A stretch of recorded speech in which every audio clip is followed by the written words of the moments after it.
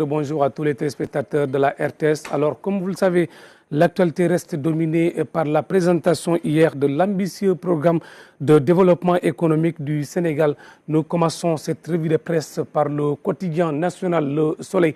À la une, vous le voyez, les contours du Sénégal qui viennent, selon le quotidien national, la stratégie nationale de développement Vision Sénégal 2050 ambitionne d'atteindre 500 000 emplois formels dans le secteur du tourisme. Elle prévoit également la construction de 6 corridors routiers et ferroviaires.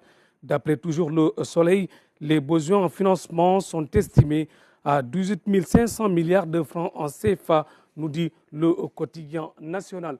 Un autre quotidien qui nous parle de cette information, c'est le quotidien Vox Populi. Vous le voyez à l'image, la vision Sénégal 2050 en chiffres et en lettres. Le quotidien Vox Populi nous dit qu'il n'y aura pas de groupe consultatif pour financer le déficit public. Il dit pour le financement du PAP 2025-2029 de plus de 18 milliards de francs CFA, 62% seront exécutés de façon classique par le budget public. 23% seront exécutés sous forme de PPP et 14% seront du secteur privé pur. Et Vox de poursuivre, dans ce PPP, l'État n'apportera que 30% de contrepartie et le secteur privé les 70%, soit 3 060 milliards de francs en CFA. Ce qui fait dire avec un autre quotidien, le quotidien Bespi le jour, ce qui fait dire au président Bassirou Diomaye Faye dans les colonnes de ce quotidien du groupe E-Média que la vision Sénégal 2050 repose sur une vision endogène, claire, cohérente, ambitieuse et assumée. Pour son Premier ministre Ousmane Sonko, le projet est solide, ambitieux et porteur d'espoir.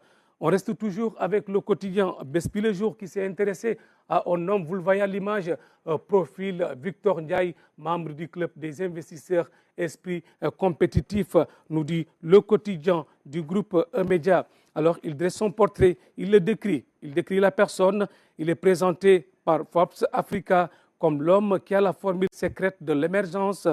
Dans le patronat sénégalais aussi, il est peint comme un esprit innovant et fertile pour les affaires.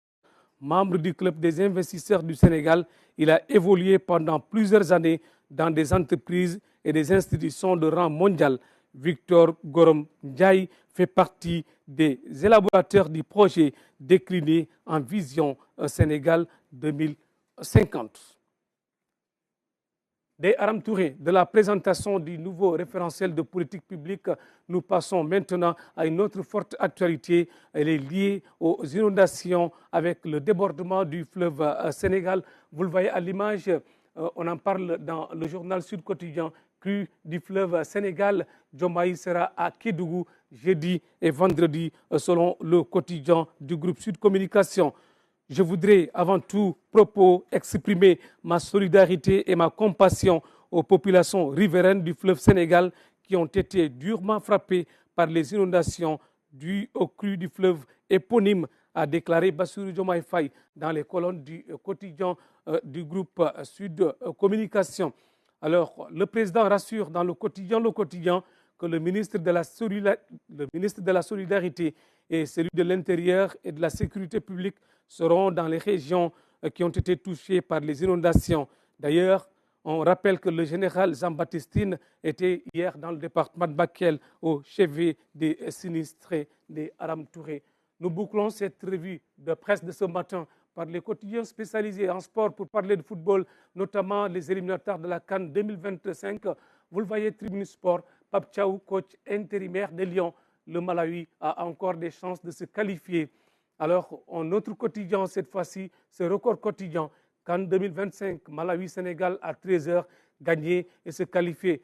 Une autre discipline, beach soccer, CAN Égypte 2024, les 12 Lions s'envolent ce mardi, nous dit Record Quotidien des Aram Touré. C'est la fin de cette revue de presse, c'est la fin de cette revue de presse de ce matin.